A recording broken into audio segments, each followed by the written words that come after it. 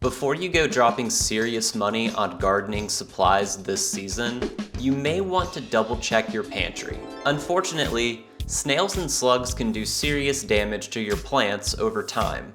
You can of course hit them directly with vinegar, which will get the job done, but if you're looking for a less lethal way to go about business, you can also soak a few rags in vinegar and strategically place them around your plants to keep snails and slugs, as well as other insects, away.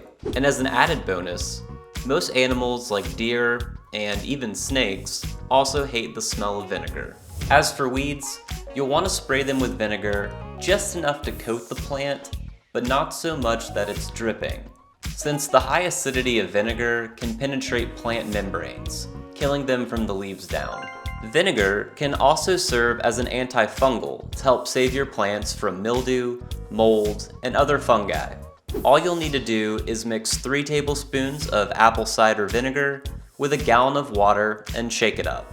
Add the solution to a spray bottle to spritz the affected areas. Soaking seeds before planting them can help begin their germination, and vinegar can also help. First, place the seeds in a small bowl or container and add just enough water to cover without completely submerging them. You can also use a Ziploc bag with enough water to keep the seeds damp. Before covering the bowl of seeds or sealing your Ziploc bag, add 1 to 3 tablespoons of vinegar.